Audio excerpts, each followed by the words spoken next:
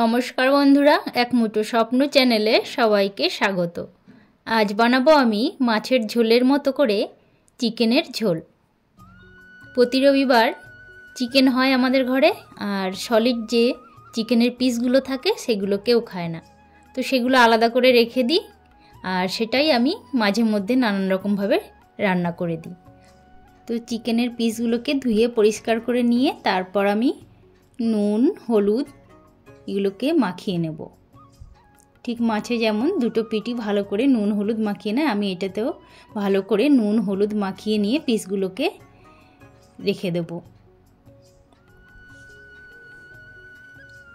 দেখো, আর এবার আমি এদিকে মশলা নিয়ে নেব। দেখো, পেঁয়াজ, আদা, রসুন এগুলো না দিলে আবার মাছে রসুন না দিলেও চলে, কিন্তু যেহেতু এটা চিকেনের পিস তাই রসুনটা আমি নিয়ে নিয়েছি।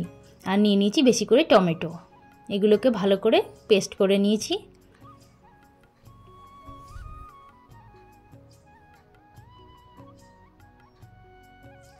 এবার এতে আমি দিয়ে দেব হলুদ, জিরের গুঁড়ো, লঙ্কার গুঁড়ো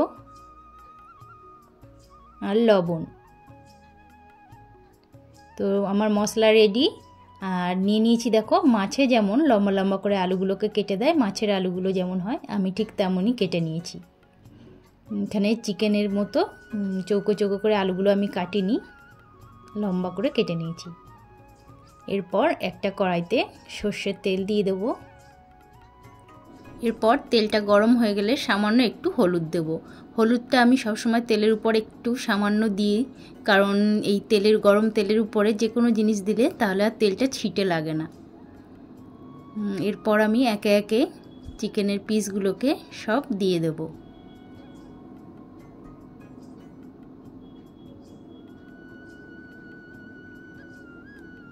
এইভাবে সব পিসগুলোকে আমি দিয়ে দেব।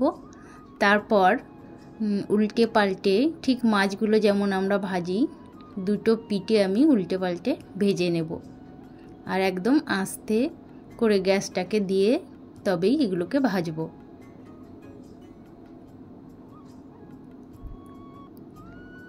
পিসগুলো যখন একদম বেশ লাল লাল হয়ে আসবে দুটো পিঠি, তখন আমি এগুলোকে আস্তে আস্তে নামিয়ে নেব।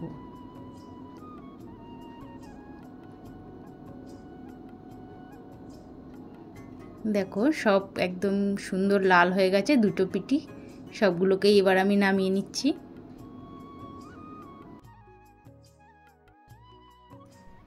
দেখো কি সুন্দর লাল লাল হয়েছে, একদম মাছের মতো ভেজে তুলে নিলাম।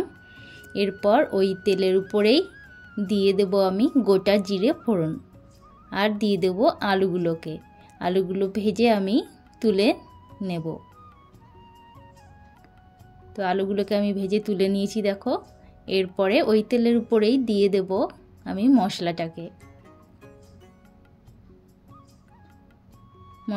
দিয়ে আমি একটু নেড়ে চেড়ে নেব। তারপর দিয়ে দেব আবার টমেটোর পেস্টটাকে। এবার আমি মশলাটাকে ভালো করে কষিয়ে নেব। মশলাটা যত ভালো কষানো হবে ততই কিন্তু খেতে টেস্টি হবে। আর দিয়ে দেবো এখানে আমি সামান্য একটু ধনেপাতা কুচি। এটা মশলাটা কষানোর সময় একটু দিয়ে দেব, তাহলে একটা আলাদা সেন্ট বেরোয় এতে। আর নামানোর আগে তো দেবই। আর এতে আমি গরম মশলা ব্যবহার করব না, তার জন্য একটু ধনেপাতাটা বেশি দিলাম। এরপর আমি ভাজা চিকেন আর আলুগুলোকে দিয়ে দিলাম, দিয়ে এবার আবারও ভালো করে আমি এটা কষিয়ে নেব।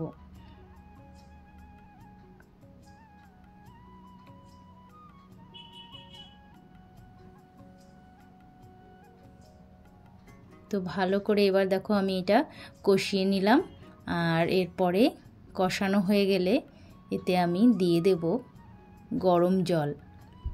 আমি গরম জল করে রেখে দিয়েছিলাম, সেটাই আমি এখানে দিয়ে দেব। দিয়ে একটু নেড়ে চেড়ে তারপর কিছু সময়ের জন্য এটা আমি ঢাকা দিয়ে দেব।